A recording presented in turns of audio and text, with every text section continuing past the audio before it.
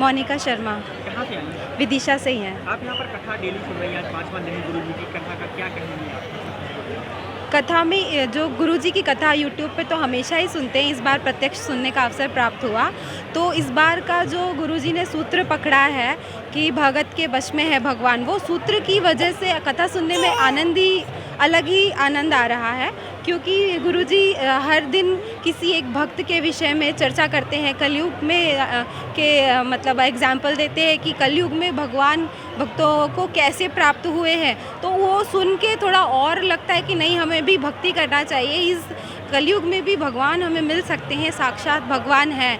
तो ये सूत्र जो गुरुजी ने पकड़ा है, ये मुझे बहुत अच्छा लगा और सभी को इस वजह से कथा सुनने में बहुत आनंद आ रहा है। देखा जा रहा है लोग अपनी पूरी फैमिली के साथ कथाओं में आ रहे हैं, पूरे जी, विदिशा आसपास के लोग, ग्रामीण क्षेत्र के लोग आ रहे हैं। क्या है कथा में ऐसा कि गुरु जी की कथा में लोग यहाँ बोलते हैं पहले कथा में हुई लेकिन भीड़ नहीं हुई? हाँ। ऐसा क्या आप लोग कथा में देखते हैं कि इतना समय, मतलब 4-4 घंटे पहले तो 8-8 घंटे तक बैठे रहते हैं? गुरुजी की जो शैली है वो बहुत अच्छी है। दूसरा ये कि वो जो कथा में जिस प्रकार से वो अपनी बात को रखते हैं और जनता को अपने से जोड़ते हैं, वो एक अलग ही। और हिंदुत्व की जो वो बात करते हैं, जो उनने सोशल मीडिया पे और यूट्यूब पे सब जगह पे गुरुजी का जो क्रेज़ बढ़ा है, वो एक अलग ही देखने वाली चीज़ है। मैं भी एक ट्विटर इन्फ्लुएंसर हूँ, मेरे ट्विटर पे 18,000 फॉलोअर्स हैं। तो हम गुरुजी की बातों को और सनातन धर्म का प्रचार बढ़ चढ़कर ट्विटर, यूट्यूब, फेसबुक के माध्यम से करते हैं। ये भी एक कारण है कि भीड़ बहुत आ रही है, क्योंकि उनके वीडियोज़ इतने वायरल होते हैं, लोग इतना पसंद करते हैं उन्हें सुनना। जनता को एक मुहिम से उनने जोड़ दिया है कि आप तिलक लगाओ, आप कंठी पहनो, आप माला करो, आप अपनी माला के साथ भाला भी रखो और भगवान का नाम लो।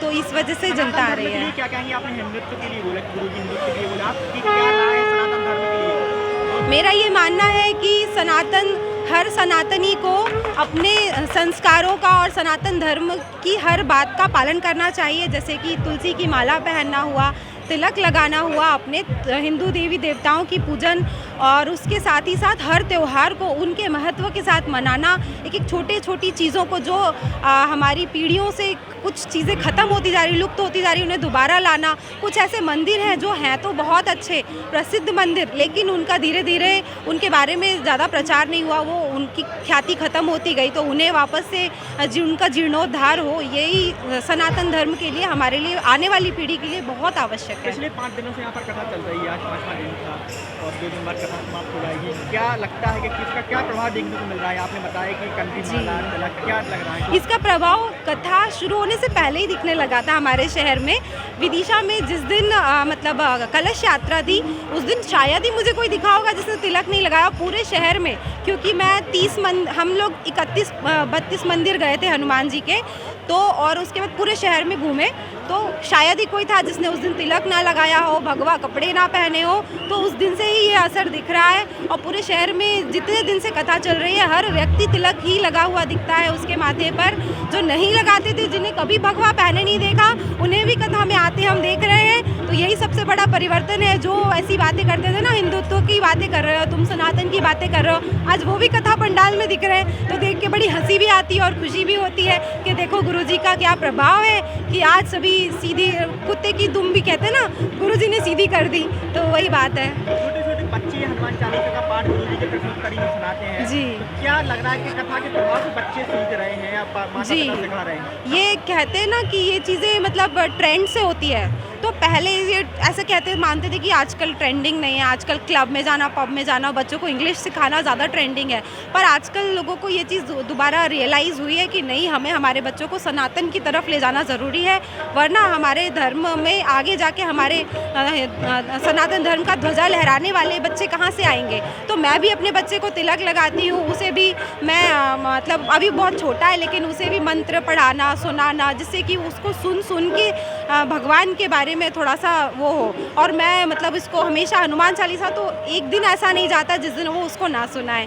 तो अपने बच्चों को हमें सनातनी बनाना बहुत आवश्यक है। अन्य धर्म के लोग भी अब गुरु जी की कथा करवाने जा रहे हैं, अपने सुनाओ। जी हाँ, जी होने वाली है। जी, क्या कहें, क्या कथा का प्रभाव से प्रभावित होकर अन्य धर्म के लोग आ रहे हैं?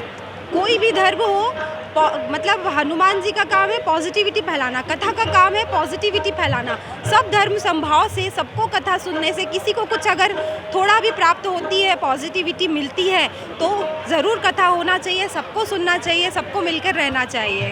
अंत में गुरु जी के लिए क्या कहेंगी? गुरु जी की कथा 2 दिन बची है आपके यहाँ पर, 7 दिन, फिर इसके बाद क्या लग रहा है आपको, क्या प्रभाव देखने को मिलेगा बाद में कथा के? कथा के बाद में ये प्रभाव देखने को मिलेगा। वैसे तो विदिशा पहले से ही बड़ी धार्मिक और सनातनियों की नगरी है, पर जो मैंने कहा ना कि जो नहीं मानते थे इन चीज़ों को, जो बहुत मतलब ऐसी बातें करते थे ना, अरे क्या तुम धार्मिक हो रहे हो, क्या तुम सनातनी, क्या तुम तिलक लगाए हो, अब उनकी कहने की हिम्मत नहीं होगी और अब वो भी तिलक लगाएंगे रोज़, वो भी कंठी पहनेंगे और वो भी भगवान में विश्वास करेंगे। क्योंकि दरबार में भी सभी ने आके प्रत्यक्ष प्रमाण देखा उस चीज़ का, तो सत्य को प्रमाण की आवश्यकता नहीं है। तो वो हम सब देख रहे हैं कि गुरु जी की ख्याति और बालाजी सरकार की ख्याति पूरे विश्व में फैल रही है।